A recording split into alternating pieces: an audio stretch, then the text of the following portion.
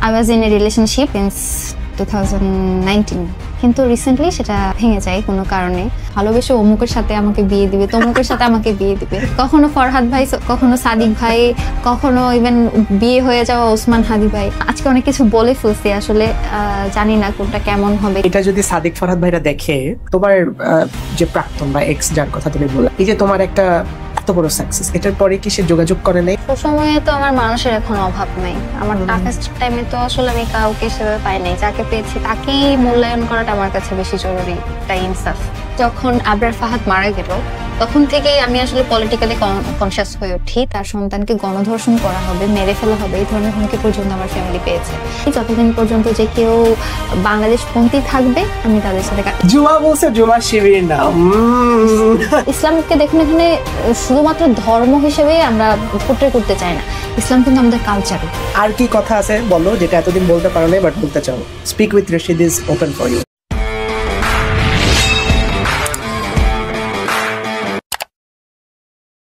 Hello everyone, speak with রশিদের আরেকটা জমজমাট এপিসোডে সবাইকে ওয়েলকাম করছি। আমি জানি আপনারা সবাই এখন যারা শুয়ে শুয়ে এইভাবে আমাকে দেখছেন ফোনে, অনেক গালিগালাজ করেন কমেন্ট বক্সে আমাকে, আমি সেগুলো সব দেখি, কারণ আপনাদের কমেন্ট আমার জন্য সবসময় অনেক বেশি ইম্পর্টেন্ট। এবং আজকে আমার সামনে হটসিটে যে বসে আছে, আমি অনেক নার্ভাস, কারণ সদ্য বিজয়ী একজন বাঘিনী বসে আছে আমার সামনে। আর এই এপিসোড দেখার পরে জুমা, টু বি অনেস্ট, আমি তোমাকে অন ক্যামেরায় বলে এটা থাকবে, এটা কাটবে না, আমার অডিয়েন্স আমাকে অ্যান্টি শিবির বলবে। এন্ড এই যে একজন অ্যান্টি শিবিরের সামনে বসে তুমি আমাকে ইন্টারভিউ দিচ্ছ, it's a credit for you. সবাই তোমাকে বলবে হাই হাই আপু, আপনি ওর সাথে কেন গেছেন? আমি তো শিবির না যে আপনি অ্যান্টি শিবির হলে কোনো সমস্যা আছে। জুমা বলছে জুমা শিবির না।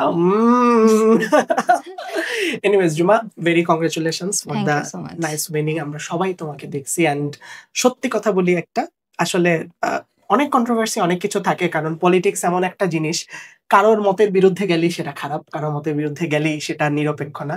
তো এন্ড অফ দ্য ডে আমার মনে হয়েছে, পার্সোনালি আমার মনে হয়েছে যে একটা মেয়ে হয়ে তুমি যেভাবে ফাইট করতেছো, এবং শুধু তুমি না, আরো অনেকেই ফাইট করছে এভাবে, এটা আনবিলিভেবল। এবং তোমার যে ছবিগুলো আমরা দেখছি ইলেকশনে জেতার পরে, সেখানে আমি দেখলাম যে এটা আসলে আমাদের জন্য ইন্সপিরেশন। যুবা, আমি আজকে একদম কম কথা বলবো, তুমি বেশি কথা বলবা।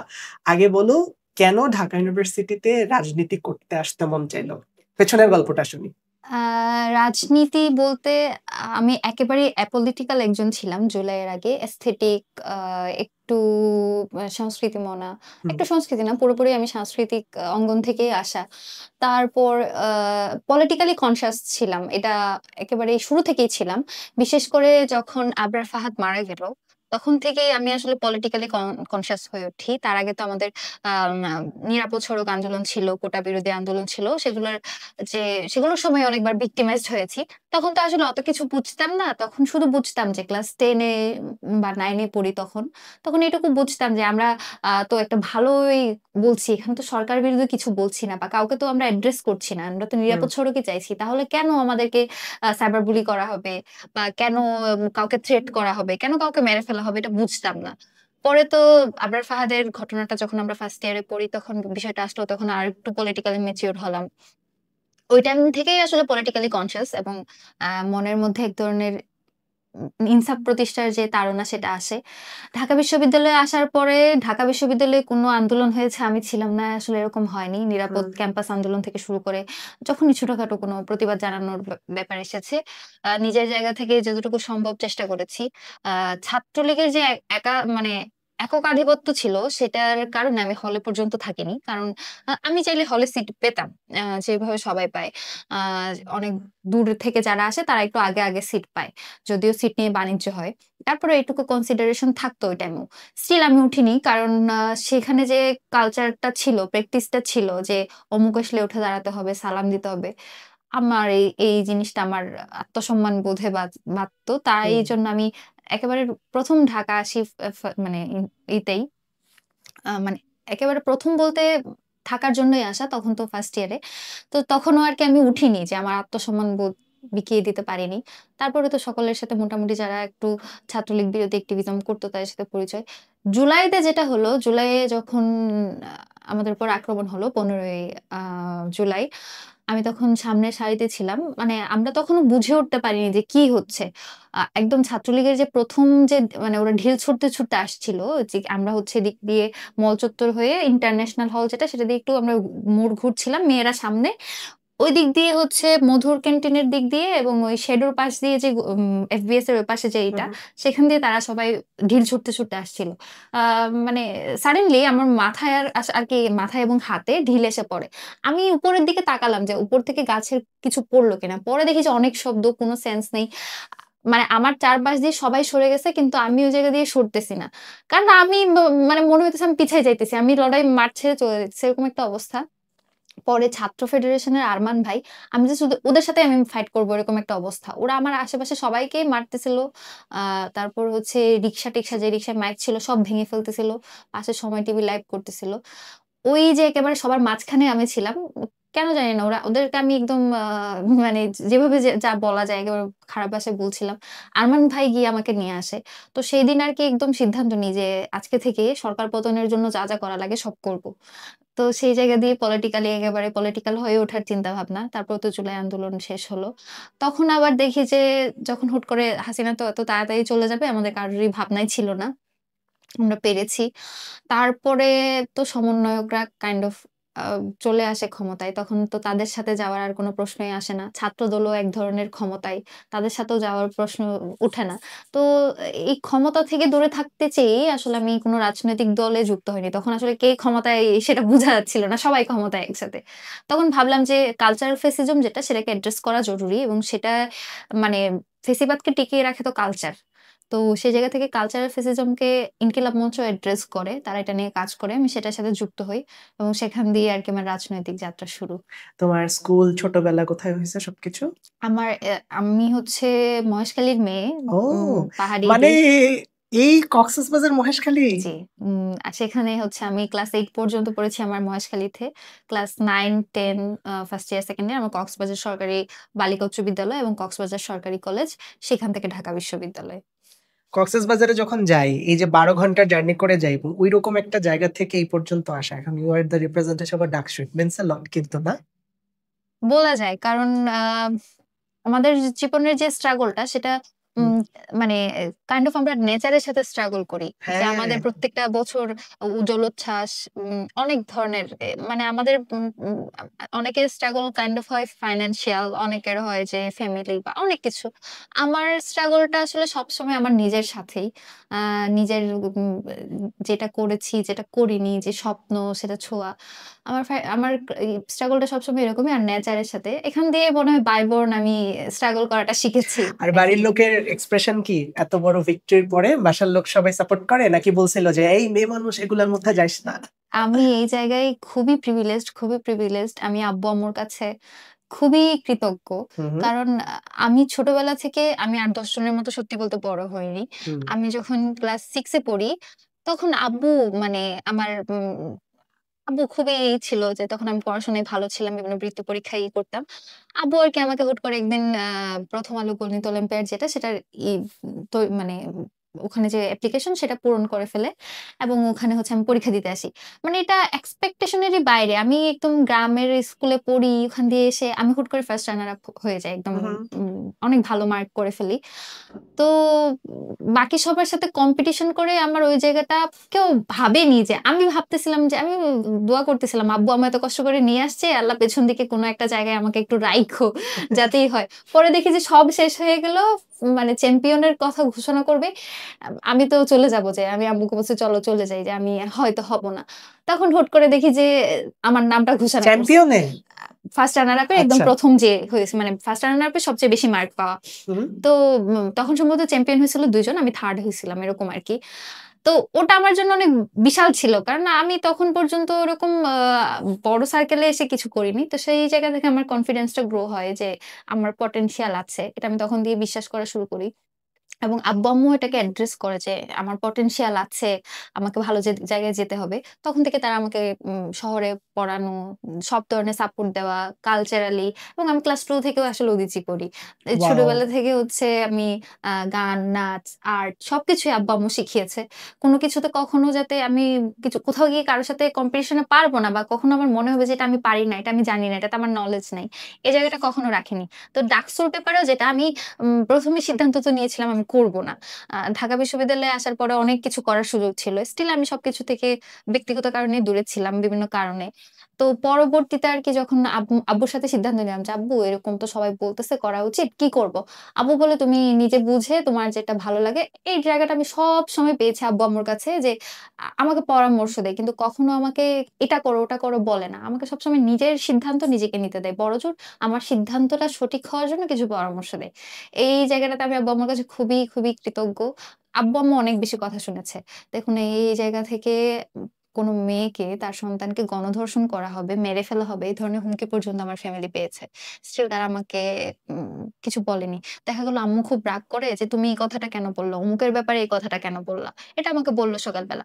১০ মিনিট পরে দেখি আম্মু আমাকে অনেকগুলো টেক্সট, অনেকগুলো কল দিয়ে রেখেছে যে, এটার কারণে আমার কোনো ইফেক্ট পড়লো কিনা এই চিন্তা করে। তো সেই জায়গা দিয়ে যে আব্বু আম্মুর কাছ থেকে সাপোর্টটা পেয়েছি এটার জন্য অবশ্যই আমি অনেক বেশি কৃতজ্ঞ।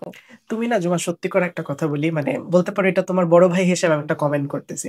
আমরা না ওই বাঙালি ঘরের মায়েদের মধ্যে, বোনেদের মধ্যে, নারীদের মধ্যে একটা চিরায়ত ব্যাপার দেখি। তারা সবসময় এরকম সুন্দর জামা পায়জামা পরে, মাথায় একটা কাপড় দেয়। এটা আমার মা, তোমার মা, সবাই। আমার না তোমার ফেসটা দেখলে, তোমার অ্যাপিয়ারেন্সটা দেখলেই মনে হয় you are the representative of that class. এই জিনিসটা আমার খুব ভালো লাগে কাছ এক্সাক্টলি। থেকে। আমি তাদের রিপ্রেজেন্টেশনটার জন্যই এই জায়গায় এসেছি। দেখুন বাংলাদেশের সবচেয়ে মেজরিটি যারা, তারা হুম, কিন্তু ওই যে আপনি যাদের কথা বললেন, আমাদের মায়েরা যারা বোরকা পরে, বোরকা না পরলেও মাথায় কাপড় দেয়, শাড়ি পরে, শাড়ি পরেও মাথায় কাপড় দেয়। বা একেবারে গ্রাম বাংলার একজন নারীর কথা ভাবেন। সে যেরকম চলাফেরা করে, আমাদের গ্রামে যেরকম মেয়েরা চলাফেরা করে, তাদের অংশটাই সবচেয়ে বেশি। স্টিল পলিটিক্যালি তারা কিন্তু মাইনরিটি। হুম, পলিটিক্যালি, কালচারালি সবকিছুকে হ্যান্ডেল করে একটা গোষ্ঠী, এবং তারা হ্যান্ডেল করাটা আসলে খারাপ কিছু না। কিন্তু সেখানে তারা নিজেদের আইডিওলজিকে বারবার পুশ করার চেষ্টা করে, অন্য কারো উপর সেটা চাপিয়ে দেওয়ার চেষ্টা করে। এই যে ক্ষমতায় আমাদের মেজরিটির আসলে রিপ্রেজেন্টেশনটা নেই। তাদের যে শরিকানাটুকু, তাদের যে কন্ট্রিবিউশন, সেই কন্ট্রিবিউশন দিয়ে তো এই সার্টেন ক্লাসটা হচ্ছে তারা মানে পলিটিক্যালি বলেন, কালচারালি বলেন এলিট হয়। তো যাদের শরিকানা আপনার দরকার, তাদের শরিকানাটা তো আসলে নেই, যাদের সবচেয়ে বেশি কন্ট্রিবিউশন। সেই জায়গা থেকে আমি ফিল করেছি এই যে আমাদের মা বোনেরা যারা গ্রাম বাংলার মানুষদেরকে রিপ্রেজেন্ট করে, যাদের আইডিওলজিক্যালি যাদের রুটটা আসলে ইসলাম। ইসলামকে দেখুন এখানে শুধুমাত্র ধর্ম হিসেবে আমরা পোট্রে করতে চাই না। ইসলাম কিন্তু আমাদের কালচারও। হ্যাঁ, এটা আমাদের একটা জীবন ব্যবস্থা। জীবন ব্যবস্থা। জীবন ব্যবস্থার বাইরেও দেখুন ছোট, ছোট যে আমাদের ইগুলা জেস্চার গুলা, ছোট, ছোট যে পোস্চার গুলা, এগুলো কিন্তু আমাদের ইসলামের সাথে কানেক্টেড। তো এই যে ছোট, ছোট সিম্বল গুলোকে যে সরিয়ে দিতে চাওয়া, এটার সাথে কিন্তু আপনি যতই প্র্যাকটিসিং হন বা না হন, এই জিনিসগুলোর সাথে কানেক্ট করতে না পারলে মানুষজন এই জিনিসটাকে ওন করতে পারে না। হুম, কেউ হয়তো খুব বেশি নামাজি না, কেউ হয়তো খুব বেশি হচ্ছে প্র্যাকটিসিং না। স্টিল তার ওই যে মানে রুটটা যেখানে সে সেটার সাথে কানেক্টেড ফিল করতে চায়। যখন আপনি ক্ষমতায় সেটার রিপ্রেজেন্টেশন দেখতে না পান, তখন আসলে সেই জিনিসটাকে ওন করতে পারে না।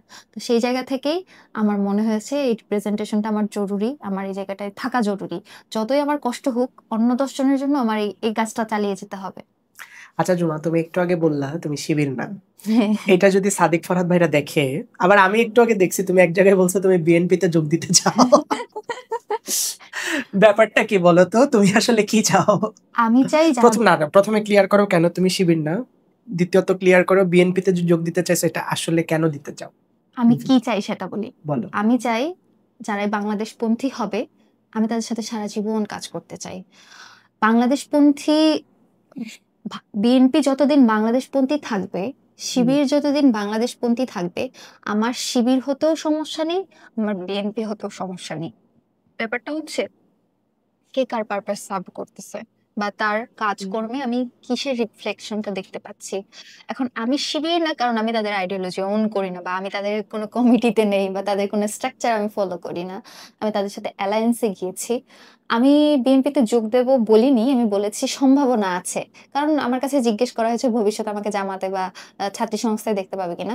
তো আমি বললাম যে আমাকে বিএনপিতেও দেখতে পারেন। এটা আসলে আনসার্টেন, পলিটিক্সে শেষ বলে কিছু নেই, সবকিছুই হতে পারে। পলিটিক্সে শেষ বলে কিছু নেই। যেমন ধরুন মির্জা ফখরুলের কথা বলেন, তিনি তো অন্য একটা সংগঠন থেকে এসেছেন, বা আরো অনেকের এরকম বলা যেত, যেমন আমাদের আমাদের যদি জামায়াতের আমিরের কথা বলি, তাদেরও আগে একটা পলিটিক্যাল আইডেন্টিটি ছিল। পরবর্তীতে তো এটা তো আসলে ব্যাপার হচ্ছে আপনি যে জায়গায় বেশি স্পেস পাবেন, যে জায়গায় নিজেকে বেশি কানেক্টেড ফিল করতে পারবেন, যেটা আপনার জন্য আপনি পারফেক্ট মনে করবেন। কারণ মানুষের পারসেপশন চেঞ্জ হয়, মানুষের চিন্তাভাবনা চেঞ্জ হয়, দৃষ্টিভঙ্গি চেঞ্জ হয়, বা পাওয়ার বা দেওয়ার জায়গাটা ভিন্ন হয়ে যায়, হয়তো এরকম। তো এখানে তো আসলে আমি ফিক্স করে কিছু বলতে পারছি না।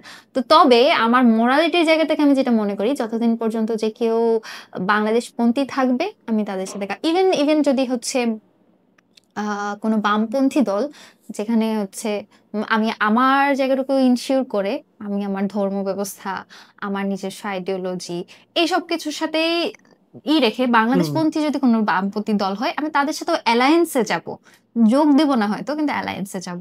এটা হতেই পারে। তোমার সেন্স অফ হিউমার খুব ভালো। Thank you. বট গাছের সাথে ভিডিও দেখলাম একটা, ওটা হচ্ছে আজকে ভালো লাগছে, যেটা হেমা চাকমার সাথে ছবিটা। এটা কি প্ল্যান করে? এটার পিছনের স্টোরিটা বলো তো, মানে কে, কার প্ল্যান এটা? হেমা রাজি হইলো? হেমা কিন্তু আমার শোতে আসছিল বাই দ্য ওয়ে। প্ল্যানটা আসলে সে বটগাছের যেটা, সেটা হচ্ছে এই যে কিছু হলেই একটা দলের, যে বললাম না যে মেজরিটির যে শরিকানা, সেটুকু সামান্যটুকু যখন নিশ্চিত হয়ে যায়, তখন বাকিদের মানে নিজস্ব যে স্টেক সেটা হারানোর ভয়ে তারা খুব ইম্পালসিভ আচরণ করে। দেখতে পেয়েছেন কিনা জানি না, যখন থেকে দেখুন, আপনি যখন শুরুটাই করবেন কাউকে প্রতিহত করার নাম দিয়ে, তখন কিন্তু বিষয়টা প্রবলেমেটিক। আপনি কাউকে অ্যাড্রেস করছেন না, কিছু করছেন না, আপনার নিজস্ব কোনো মানে রাজনীতি নেই। আপনার রাজনীতি অন্যকে প্রতিহত করা, অন্যকে দমন করা, অন্যকে খোঁচানো।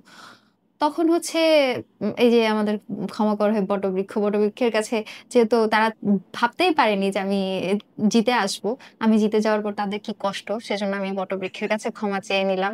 আশা করি তারা আমাকে বটবৃক্ষ এবং বটবৃক্ষের অনুসারীরা আমাকে ক্ষমা করতে পেরেছে। এবং হেমার সাথে যে ছবিটা, তখন সে আমার এটার আইডিয়া কার মাথা থেকে আসছে? তোমার মাথা থেকে? তারপরে হেমাকে বলছে, হেমা রাজি হইছে? হ্যাঁ, এরকমই। তো ব্যাপারটা হচ্ছে সে আমার পলিটিক্যাল অপোনেন্ট ছিল, এখন সে সেম আমার প্যানেলে তোমরা? এখন সে আমার সহকর্মী, সারথি। হ্যাঁ, সে আমার কলিগ। তো ব্যাপারটা হচ্ছে আমাদের পার্সোনাল স্পেসে হয়তো নিজস্ব বিভিন্ন ধরনের দ্বন্দ্ব থাকবে, একজন আরেকজনের সাথে ডিফার করব, কিন্তু সেটা প্রফেশনালিজমের জায়গায় সেটা হবে না। কারণ আমরা এখানে শিক্ষার্থীদের ম্যান্ডেট নিয়ে এসেছি, তাদের জন্য কাজ করাটাই বেশি ইম্পর্টেন্ট। এবং কাজ করতে গিয়ে যদি কারোর সাথে মানসিক দ্বন্দ্ব থাকে, সেটা আসলে চালিয়ে নিয়ে যাওয়া সম্ভব না। আমি কারোর সাথে কথা বলতে পারছি না, তার সাথে আমি আমার কাজ নিয়ে কথা বলবো কেমনে? তো সেই জায়গা থেকে মনে হয়েছে আমাদের এই ব্যাপারটা আসলে মিটমাট করে নেওয়াই। মিটমাট বলতে, সে নিজের ভুলটা যখন বুঝতে পেরেছে, সে যখন অ্যাপোলজি করতে পেরেছে, বা সে যখন বলে যে সে এটা বুঝে শুনে বলেনি, বা সে ওই সেন্সে বলেনি, এবং সেটা যখন সে কর্ডিয়ালি বলে, আমার মনে হয়েছে যে এই বিষয়টা মিটমাট করে ফেলাই জরুরি, নিজস্ব স্বার্থে, শিক্ষার্থীদের স্বার্থে। চমৎকার। আচ্ছা, ধরো শিবির প্যানেল তো এখন উইন করে গেল, 1 বছরের জন্য শিবির ক্যাম্পাসে, যদিও তুমি বলো তুমি শিবির না, বাট একটা বছর থেকে তুমি ধরো ডাকসুতে এখন থেকে যা কিছু হবে সেটা দায়ভার কিন্তু তোমাকে নিতে হবে, যেহেতু তুমি সেই বডির একটা পার্ট হিসেবে বিলং করো। ধরো ইউনিভার্সিটিতে আমরা যেটা আশঙ্কা, আই বিলিভ এটা হবে না, এবং এটা হওয়ার কোনো সম্ভাবনা সত্যি কথা আমি দেখি না, যে এক্সট্রিমিজম চর্চা, সব মেয়েদেরকে বন্ধ করে দিবে, কোনো কালচারাল প্র্যাকটিস থাকবে না ক্যাম্পাসে, মানে যেই জুজুর ভয়টা আমরা পাচ্ছি মনে মনে, যে এখন মনে হয় সবকিছু অনেক কঠিন হয়ে যাবে শিবির আসার জন্য, এটা যদি আসলেও হয়, তুমি কি এটার এগেইনস্টে কথা বলবা নাকি? অবশ্যই বলবো। আমি আমি তো, আমার রাজনীতি হলো যে আমার বাপও যদি কখনো কোনো ভুল করে, সেটাকে আমি জোর গলায় বলতে পারবো। আমার বাপ বলে তাকে কোনো ছাড় দেওয়া হবে, এই ধরনের আসলে আমার বাপের শিক্ষা না। সত্যি বলি, এটা আমার বাবার শিক্ষা না যে সে যদি কোনো অন্যায় করে সেটা নিয়ে আমি কথা বলবো না। এই জায়গাটার এনশিওর করার জন্যই, শিবির যদি কখনো আসলে এই ধরনের কোনো অপরাধ করে, আমি আজকে পর্যন্ত যে কোনো কনসার্ন এসেছে এবং সেটা নিয়ে না জেনে কথা বলেছে, এরকম হয়নি। যদি এমন হয়েছে যে শিবির তমুক করেছে, আমি না জানলে চুপ করে থেকেছি, আমি গিয়ে সবার আগে এটা নিয়ে প্রশ্ন করেছি যে এটার আমাকে বিস্তারিত তথ্য দেন, এভিডেন্স দেন। কারণ আমি হুট করে একটা জিনিস জানি, সেখানে আমার কোনো হচ্ছে একটা দিতে পারি না, আমি একটা কমেন্ট আমি করে ফেলতে পারি না, আমাকে দুই পক্ষের কথাই শুনতে হবে। এবং এখন পর্যন্ত যা দেখেছি, রক কাটা থেকে শুরু করে, তারপরে নারীর ব্যাপারে যে ওইগুলা, এটা তো আমি এক্সপিরিয়েন্স করেছি, ওরা নারীর ব্যাপারে কতখানি সহনশীল বা কতখানি কি, সেটা তো আমি নিজেই তাদের সাথে কাজ করে এক্সপিরিয়েন্স করেছি। আমি এরকম কিছু দেখতে পাইনি। যদি কখনো দেখি, যেমন বিভিন্ন সমস্যা যেগুলো বলেন যে এই যে বট আইডি এই সেই, এগুলোকে তো আমি তাদেরকে অ্যাড্রেস করিয়েছি বা এইসব ব্যাপারে তো তারা চেষ্টা করছে। তো ব্যাপার হচ্ছে আমি বলবো, সবসময় বলবো, এই যে আপনি যে বললেন না জুজুর ভয়, এটা আসলে জুজুর ভয়। কারণ এই জুজুর ভয় না দেখালে অনেকের রাজনীতি হয় না। এই আরকি। মহেশখালী যাওয়া হয়েছে উইনিং এর পরে? এখনো যাইনি, মাত্র ৩-৪ দিন তো আমার তোমাকে শুরু হলো। ফুলের মালা দিয়ে বরণ করা উচিত। আচ্ছা, উফ! তোমাদের কি মানে মহেশখালী প্রপারে বাড়ি নাকি একটু ভেতরে গ্রামের মধ্যে? পৌরসভাতেই, মহেশখালীতেই। আর পরের হচ্ছে বার কক্সখালে আমি যাবো তোমার বাড়ি, আগেই বলে দিলাম। ইনশাআল্লাহ, ইনশাআল্লাহ আমি চাই। হ্যাঁ, মহেশখালীর ওখানকার মানুষজনের রেসপন্স সবকিছু কেমন সবকিছু? দেখুন, এই যে জায়গাটা আমি মহেশখালীতে অনেক আগে থেকেই সেলিব্রেটেড। কারণ আচ্ছা। আমি মহেশখালীর হচ্ছে ২০১৬ সালে মহেশখালীর সেরা শিক্ষার্থী ছিলাম, শ্রেষ্ঠ শিক্ষার্থী ছিলাম। আচ্ছা। এবং কোথাও যেতাম কিন্তু আমি পুরস্কার ছাড়া আসতাম এরকম কখনো হয়নি। আবৃত্তি, তারপরে বিতর্ক, গান, সব ব্যাপারে হ্যাঁ, আরকি। তুমি তো বললে তুমি উদিচি করতা। হ্যাঁ, এরকম হতো। তো এইজন্য টিচাররা সবসময় যেকোনো প্রোগ্রামে আমাকে পাঠাতো। যেকোনো পুরস্কার নিয়ে আসতাম এজন্য। তো সেই জায়গা দিয়ে আমি অনেক আগে থেকেই সেলিব্রেটেড ছিলাম আমি আমার এলাকায়। এবং সবাই প্রচন্ড রকমের খুশি যে আমি এই জায়গায় আমি তো বললাম না বেশ কিছুদিন আমি নিজস্ব ব্যক্তিগত কারণে সবকিছু থেকে দূরে থেকেছি, সবকিছু থেকে।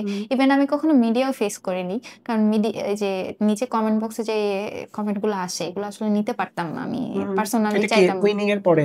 আগে আচ্ছা। জুলাইয়ের আগে আমি কখনো মিডিয়াও ফেস করতাম না। এরকম একটা অবস্থায় ছিলাম। তো সেখান থেকে হুট করে তারা যখন দেখলো যে আমি ফাইট করছি, তারপর সবাই অনেক খুশি এবং সবার এত ভালোবাসা পেয়েছি। আমি মাঝে মধ্যে ভাবি যে এরকম যদি গ্রাম থেকে গ্রাম পর্যায়ে ছড়িয়ে যাব জানতাম আমি তো একেবারে এমপি ইলেকশনই করতাম। করবা তো ইন ফিউচারে, করবা তো নাকি? ইন ফিউচার আসলে বলা যাচ্ছে না। হ্যাঁ, তবে বাট প্ল্যান থাকা উচিত প্ল্যান থাকুক। এবং চেষ্টা করব। আচ্ছা, এইবার একটু মজার আলাপে আসি। এতক্ষণ অনেক বুকিশ আলাপ-সালাপ হয়েছে। জুমার পার্সোনাল লাইফ নিয়ে তো আমরা মনে হয় তেমন কেউ কিছু জানি না। একটু খালি জানলাম বাড়ি মহেশখালী। এই যে এত উইনিং, এই যে এত সাকসেস, একটা ছেলে মানুষ হলে আমি মাস্ট জিজ্ঞেস করতাম পেছনে কার ইন্সপিরেশন ছিল? এই কোয়েশ্চেনটা আমি তোমাকে জিজ্ঞেস করতেছি। Since you are a female, still I am asking you. পেছনে কোনো বিশেষ মানুষের ইন্সপিরেশন ছিল কি? বা থাকলে কি তার ইন্সপিরেশন কথা বলা যাবে? যাবে। আমি আচ্ছা। বলতে চাই। কারণ আমার পার্সোনাল লাইফ তো আর পার্সোনাল লাইফ নাই। হুম। পার্সোনাল লাইফ নিয়ে খুব টানা হেঁচড়াও চলে। আমার বেসিক্যালি যেটা হয়েছে, I was in a relationship since 2019. ওকে, অনেকদিন কিন্তু। কিন্তু রিসেন্টলি সেটা ভেঙে যায় কোনো কারণে। আ এটা কি ইলেকশনের আগে না পরে? আগে সম্ভবত ঈদের পরে হ্যাঁ। কোনো একটা কারণে আরকি সেটা ভেঙে যায়। আ সেটা তারও ছিল বা আমারও। যাই হোক যেটা ছিল সেটা গেল। তারপরে আমি খুব টাফ টাইম পার করেছি। আমার জীবনে সত্যি বলতে আমার তার সাথে দেখা হয়েছে সেই ২০১৯ থেকে ২০২৫ পর্যন্ত ৪ বার, সম্ভবত ৪ থেকে ৫ বার। স্টিল লং ডিসট্যান্স হ্যাঁ, রিলেশনশিপ? আচ্ছা, আচ্ছা। তারপরেও তো জীবনে একটা অনেক ব্যাপার চলে, ব্যাপার হয়। হ্যাঁ। চেষ্টা করেছি সবকিছু ধরে রাখার বা জীবনে সবকিছু চাইলেই তো আসলে পাওয়া যায় না। হু, হু। তো এই যে একদম টাফেস্ট একটা টাইম পিরিয়ড পার করেছি। এই টাইমটা আমার জন্য কতখানি খারাপ ছিল সেটা আমি বলে বোঝাতে পারব না। তো এই টাফেস্ট টাইমে আ আমার অজান্তেই অনেকেই আসলে আমার জন্য হেল্প করেছে। আম আমি তো আসলে বিশ্বাসী। তো এই টাইমে যে আল্লাহ যখন কোন কিছু নিয়ে ফেলে তখন তার চেয়ে ভালো কিছু দেয়। ঠিক। এটা আমি বিশ্বাস করি। এই টাইমে আরকি আমার ২ জন মানুষের সাথে পরিচয় হয়। একজন আমার সবচেয়ে কাছের বন্ধু আহনাফ তাহমিদ। আচ্ছা। ওর নাম আমি বললাম। আর আরেকজন হচ্ছে ওয়াহিদুল হাদি। আ যিনি হচ্ছে আমাকে প্রচন্ড ইন্সপায়ার করেছে। তো বেস্ট উইশেস তোমার জন্য জুমা। আমি এখনো জানি না আসলে কি হবে ভবিষ্যতে। কিন্তু যাই হোক একমাত্র সেটার জন্য best wishes. That's it. Thank you. আচ্ছা, আরেকটা জিনিস সেটা আমার কিউরিওসিটি থেকে জিজ্ঞেস করি। তোমার যে প্রাক্তন বা এক্স যার কথা তুমি বললা, যার সাথে তোমার রিলেশনশিপ শেষ হয়ে গেছে। এই যে তোমার একটা এত বড় সাকসেস, এটার পরে কি সে যোগাযোগ করে নাই বা আবার প্যাচ আপ করতে চায় নাই? এটা সবাই জানতে চাবে, খালি এটা আমার একার কোশ্চেন না। বলো তো কি অবস্থা? চেয়েছে। হ্যাঁ? চেয়েছে, তো তুমি গেলা না কেন? আমার রিভেঞ্জ। সুসময়ের রিভেঞ্জ না। তার সাথে তো আমার রিভেঞ্জের সম্পর্ক না। ব্যাপারটা হচ্ছে সুসময়ে তো আমার মানুষের এখন অভাব নাই। আমার টাফেস্ট টাইমে তো আসলে আমি কাউকে সেভাবে পাই নাই। যাকে পেয়েছি তাকে বেশি অ্যাড্রেস করা বা তার সাথে তাকেই মূল্যায়ন করাটা আমার কাছে বেশি জরুরি। তাই ইনসাফ। চমৎকার। সো আর কি কথা আছে বলো, যেটা এতদিন বলতে পারো নাই বাট বলতে চাও? Speak with Rashid is open for you. বলো কি বলতে চাও? রিগার্ডিং হোয়াট তোমার নেক্সট 1 ইয়ারের প্ল্যান কি কি করবা একটু বলো তো। তোমার পথটা কিন্তু খুবই সিগনিফিকেন্ট এবং সবচেয়ে মজার বিষয় কি দেখো, আমরা এটা যতই সুগার কোটিং করি, তোমাকে কিন্তু অনেক মানুষ ভোট দিছে এই জন্য যে ঝুমাকে এটার মধ্যে ভোট দিতে মজা হবে, ও যেহেতু শিবিরের, আবার সেক্টরটা মুক্তিযুদ্ধ, শিবির না জিতবে ওকে জিতাইতে হবে, তাহলে অনেক মজা হবে। এবং এটার তো অনেক ধরো পলিটিক্যাল কনটেক্সটও আছে, অনেক কিছু আছে যেগুলোর কোয়েশ্চেন তোমাকে 3 বেলা ফেস করতে হয়। আমি তোমাকে আনার আগে বলেই নিছি যে যেগুলো তোমাকে সবাই কোয়েশ্চেন করে আমি কোয়েশ্চেন করবো না। So what do you think, তুমি একটু সংক্ষেপে তোমার 1 ইয়ারের প্ল্যানিংটা বলো। আমার 9টা ইশতেহার দিয়েছি আমি। খুবই লার্জ স্কেলে কিছু কাজ আছে এবং খুবই মানে একদম ছোট পরিসরে কিছু কাজ আছে। লার্জ স্কেলের কাজগুলো হয়তো আমি কমপ্লিট করে যেতে পারবো না, কিন্তু শুরুটা আমি করে দিয়ে যেতে পারবো। যেমন মোবাইল গেমিং এর কথা বা জনতার কাছে যে বিজয়টাকে ফিরিয়ে দেওয়া, সেটা যে শুরু, সেটা আমি করে যেতে পারবো, কিন্তু কন্টিনিউ করতে হবে আমি পরে যারা আসবে বা যারা কাজ করবে। আমি তো এই জায়গায় 1 বছরের জন্য, পরবর্তীতে হয়তো আমি মুক্তিযুদ্ধ সম্পাদক থাকবো না, যদি ডাকসু হয়ও। কিন্তু আমার তো রাজনীতির অন্য একটা প্ল্যাটফর্ম আছে, আমার ইনকিলাব মঞ্চ আছে, সেখান দিয়ে আমি এই চেষ্টাটা অব্যাহত রাখবো। কারণ আমাদের মুক্তিযুদ্ধ থেকে শুরু করে প্রত্যেকটা আন্দোলন, এগুলোকে ওন করা, জনতাকে ওন করানো খুবই জরুরি বাংলাদেশের স্বাধীনতা সার্বভৌমত্বের স্বার্থেই। তো সেই কাজগুলা করে যাব, যে ছোট ছোট 9টা ইশতেহারে যেমন মুক্তিযুদ্ধের ইতিহাসকে আবার নতুন করে পুনর্পাঠ, সঠিক ইতিহাসটাকে, সেটাকে হচ্ছে জনতার করে তোলা, জনতাকে দিয়ে ওন করানো, তাদের পর্যন্ত সেলিব্রেশন গুলোকে তাদের সাথে কানেক্টেড করা, এই কাজগুলো আমি 1 বছরে করে যাব। এখানে আমি ভাগ করেছি যে আগামী 3 মাস এটা করব, তারপরে 3 মাস এটা করব, তারপরে 3 মাস এটা করব, এরকম করে আর কি আমি ভাগ করেছি। 9 মাসে মোটামুটি আমার 9টা ইশতেহার হচ্ছে হবে, ফুলফিল হবে। বাকি যে 3 মাস, সেটা হচ্ছে আমি অ্যাসেস করব যে আমার এই কাজগুলোতে কোথায় কোথায় খামতি আছে, কোনটা কোনটা বাকি আছে, সেই কাজগুলো পূর্ণ করার চেষ্টা করব। এভাবেই আর কি চেষ্টা। আর সবশেষে যেটা বলতে চাই, আমার ভোটারদের কাছে আমি ভীষণভাবে কৃতজ্ঞ। কারণ আমি যে পরিমাণ মেন্টালি, আমার সাথে এমন কিছু মানে বাকি নেই যা হয়নি, সবকিছুই হয়েছে। ইভেন আজকে আমি আমার পার্সোনাল লাইফের কথা হয়তো বলতামও না, বললাম কারণ অনেক অনেক ধরনের রিউমার ছড়ায়। একটা মেয়ের এই জায়গায় এসে কাজ করা খুবই খুবই টাফ। আমাদের সোসাইটিতে মেয়েদের সাকসেস মানে তার পিছনে 500টা কথা। এটা এই সাকসেসের যে সেক্টরই বলো, যে সেক্টরই বলো, এখন এত বেশি রিউমার্স, এবং এই রিউমার্স গুলো আসলে অনেকে ভালোবেসেও ছড়ায়, ভালোবেসে অমুকের সাথে আমাকে বিয়ে দিবে, তমুকের সাথে আমাকে বিয়ে দিবে, অনেকের সাথে, কখনো ফরহাদ ভাই, কখনো সাদিক ভাই, কখনো ইভেন বিয়ে হয়ে যাওয়া ওসমান হাদি ভাই, সবাই আমার ভাই, কি যে একটা অবস্থা। তো এই জন্যই আমি পার্সোনাল লাইফটা আজকে বললাম, কারণ পার্সোনাল লাইফে অনেক ইন্টারেস্ট থাকে, এবং অনেক যে রিউমার গুলো কখনো কখনো মনে হতে পারে, আর কথা বলো না প্লিজ, বলে রাখলাম এখান দিয়ে যাতে মানুষ জানতে পারে। আর জুমার ব্যাপারে তো সবার অনেক ইন্টারেস্ট আছে, এটা আমি বুঝি। তো প্লিজ কারোর সাথে আমাকে বিয়ে টিয়ে দিয়েন না, আল্লাহর ওয়াস্তে। বিয়ের সিদ্ধান্তটা আমার ফ্যামিলি নিক, কার সাথে বিয়ে দিবে। তোমারও নিতে হবে ডিসিশন, মানে লাইফ পার্টনার তো তোমার ফ্যামিলি থাকবে না, থাকবে তো তুমি। এবার ফ্যামিলি চুজ করে দিক, তারপর আমি হচ্ছে হ্যাঁ বা না বলবো। মানে first sensor family, second sensor হচ্ছে তুমি। আরে মাশাআল্লাহ। তো ওইভাবে আর কি চলতেছে। ভাইয়াদের কাছে অনেক বেশি কৃতজ্ঞ আমি, কারণ ওই টাইমটাতে, টাফ টাইমটাতে ভাইয়ার অনেক বেশি মেন্টাল সাপোর্টটা দিয়েছে, যে কোনো ধরনের অ্যাকশন নেওয়ার ব্যাপারে, যে কোনো ব্যাপারে। এটার জন্য ওনাদের কাছে কৃতজ্ঞ। আর ভোটারদের তো কাছে তো অবশ্যই। আর বন্ধু বান্ধব যারা অনেকে ছেড়ে গিয়েছে, কেন আমি শিবিরের প্যানেলে দাঁড়ালাম, তাদের কাছেও কৃতজ্ঞ, তাদেরকেও চিনলাম। যারা আবার ইভেন এমনও হয়েছে ভাই, মানে এবারে আসলে নেগেটিভ একেবারে ভেঙে গেছে। কারণ আমি এতদিন যাদেরকে মানে টুকিটাকি চিনতাম, যে তারা মানে ভাবতাম যে তারা সফট আওয়ামী বা এরকম কিছু, তারা হুট করে দেখলাম যে এখন যে ক্ষমতাসীন দল তাদের পার্ট হয়ে গেল, তাদেরকে এই করে পোস্ট দেয়।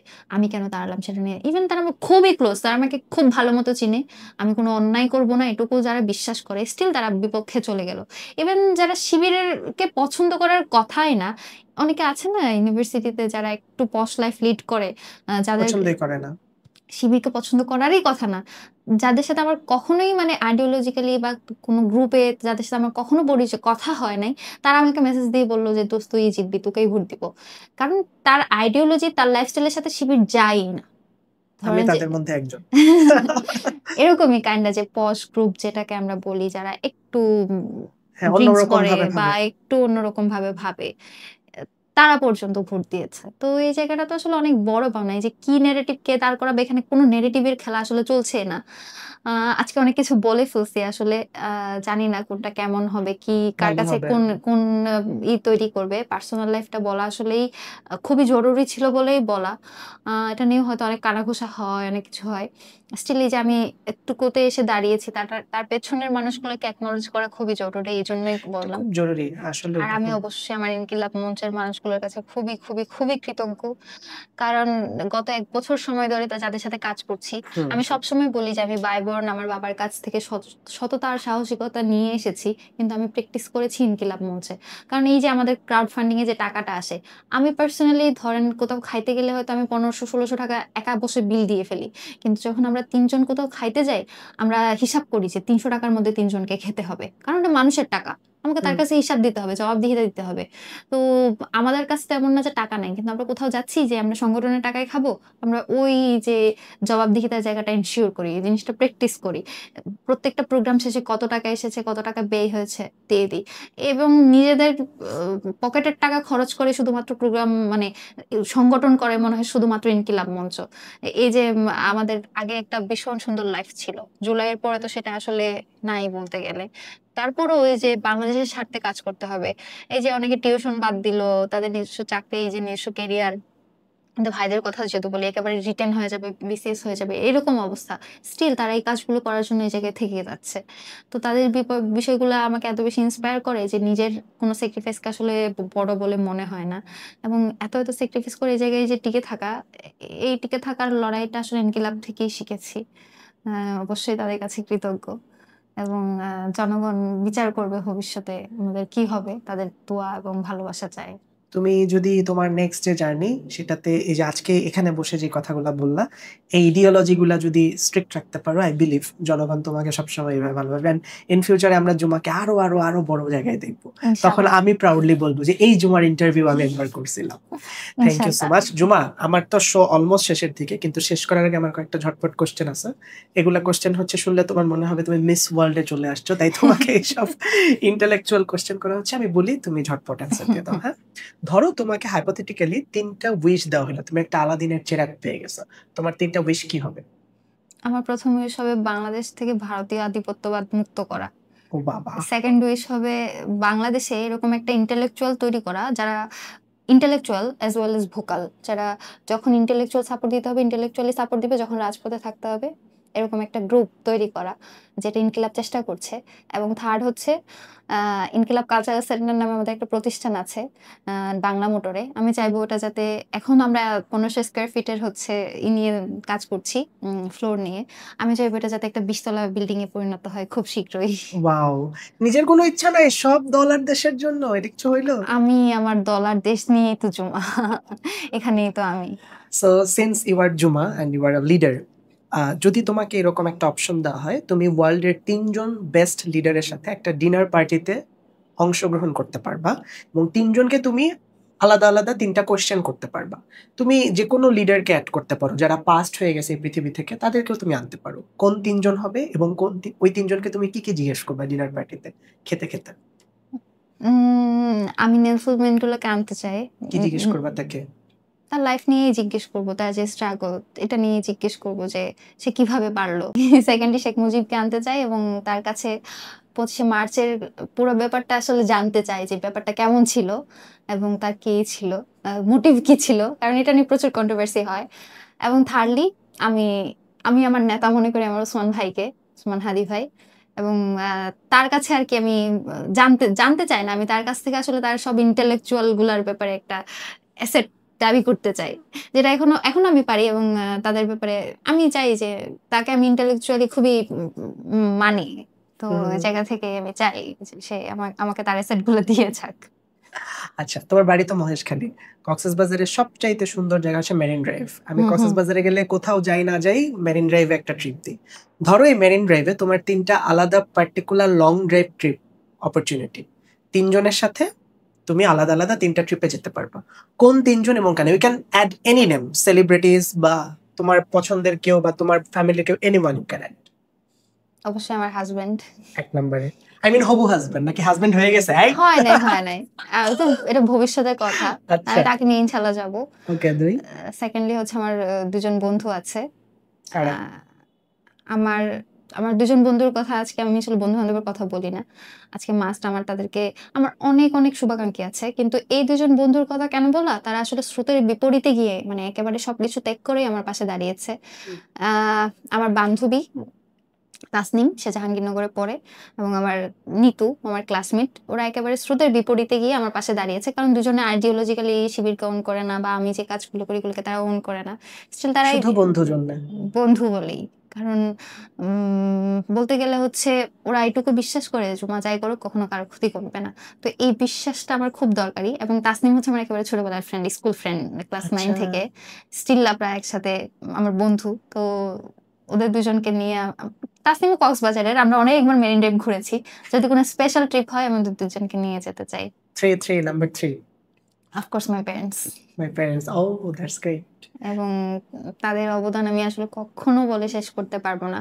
আমি আল্লাহর কাছে শুধু দোয়া করি আমার বাবা-মা আমাকে যেই পরিমাণ ভালোবাসা দিয়ে, যে পরিমাণ এফোর্ট দিয়ে আমাকে এই জায়গায় এনেছে, আল্লাহ তাদেরকে সেইটুকু প্রতিদান তো আসলে কখনোই দেওয়া সম্ভব না। অন্তত তাদের সেই খুশির জায়গাটুকুতে নিয়ে যাওয়ার আগ পর্যন্ত যাতে আমাকে বাঁচিয়ে রাখে, তাদেরকেও বাঁচিয়ে রাখে। সেই তৌফিক যাতে আল্লাহ আমাকে দেয়। মাশাআল্লাহ। জুমা, ভোটের আগে যদি আসতাম আর এপিসোডে তাহলে লাস্টে বলতাম একটু ভোট চাও অডিয়েন্সের কাছে। এখন যেহেতু উইন হয়ে গেছো, এই যে বাবা মাকে একটা মেসেজ দিলা, বাবা মাকে যদি আরো ভালো কিছু বলতে চাও, মনে করো এখানে তোমার বাবা মা একটা কিছু মেসেজ দিয়ে দাও বাবা মাকে। বাবা মা দেখবে কিন্তু এটা ময়শালী যাওয়ার আগে দিতে পারে। আমি আব্বু আম্মুকে অনেক বেশি ভালোবাসি। আমি আব্বু আম্মুকে একদম ফ্রিলি বলতে পারি যে আমি ভালোবাসি। আমি ছোটবেলা থেকে আব্বু আম্মুকে অনেক চিঠি লিখি, বাবা দিবসে, মা দিবসে। এটা আমার একদম বলার জায়গা। কিন্তু ইদানিং কালে মেন্টালি অনেক ডিস্টার্ব থাকার কারণে আব্বু আম্মুর সাথে আরকি আম্মু আমাকে মাঝে বলতো যে আম্মু পাশে এসে শুইলেও হয়তো আমি কিছুটা হেজিটেট করতাম। কারণ আমি মেন্টালি অনেক ডিস্টার্ব থাকতাম, থাকতাম না। তো আসলে কখনো আব্বু আম্মুর সাথে আমার কখনো মানসিক দূরত্ব আসে নাই। যেটা অন্য কারোর সাথে, আমার কাছের মানুষদের সাথে আসে নাই। আমি অনেক ভালোবাসি তোমাদেরকে। আহ দোয়া করো যেরকম ভাবে তোমরা বড় করেছো, যে শিক্ষায় বড় করেছো সেটা যাতে জারি থাকে। আব্বু আম্মুই তো শিখিয়েছে যে মানুষের সাথে ইনসাফ করতে হবে। এই শিক্ষাটা আসলে কিছু জিনিস বাই বর্ন পেতে হয়, জেনেটিক্যালি পেতে হয়। তো এই জেনেটিক্যালি আমাকে এই সততা দেওয়ার জন্য তোমাদেরকে অনেক বেশি ধন্যবাদ। Thank you so much. And তোমাকে অনেক বেশি থ্যাঙ্কস যে আমি তোমাকে বলার সাথে তুমি আমার এই শোতে আসছো, টাইম দিয়েছো। কেন কি আমি আসলে ভাবিনি যে এটা পলিটিক্যাল এতখানি হবে। তো আচ্ছা। আমার একটা ফ্রেন্ডলি এনভায়রনমেন্ট হলো যে আমি মনে হচ্ছিল আমি ফ্রেন্ডদের সাথে যেমন উনার সাথে আমি এখন কথা-টথা বলে হ্যাঁ, আমার এই ডেফিনিটলি। হচ্ছে তোমার ব্যাচমেট মানে আমার একটু মনে হচ্ছে আমি একটু ফ্রেন্ডলি আড্ডা দিলাম। হ্যাঁ। অনেকদিন পর এটা আসলে দরকার ছিল ডেফিনিটলি। রিফ্রেশ এর জন্য। আই উইশ যে হচ্ছে দেখো তুমি 3 বেলা টেলিভিশন টক শোতে যাচ্ছ, ক্যামেরার সামনে সেই একই জুমা, একই পলিটিক্যাল কথা। We want to know the real জুমা। সো দ্যাটস হোয়াই এই পডকাস্টটা। থ্যাংক ইউ সো মাচ আসার জন্য। আর তোমার জন্য অনেক বেস্ট উইশেস। আমার কমেন্ট বক্সে যারা এই যে এমনি বসে রাতের বেলা শুয়ে আমার ভিডিও দেখে, ওরা বলে শিবিরের কাউকে আনেন, না আনলে দালাল, এই সেই। আজকে তোমাকে নিয়ে চলে আসছি, যদিও তুমি শিবির না, ফর ইওর কাইন্ড ইনফরমেশন। কিন্তু Juma means a lot. Thank you so much Juma, তোমার জন্য বেস্ট উইশেস। ইনশাআল্লাহ নেক্সট টাইম কোনো শোতে আরো দেখা হয়ে যাবে। ইনশাআল্লাহ। Thank you. Okay, sign out করে নিলাম। দেখা হচ্ছে নেক্সট এপিসোডে।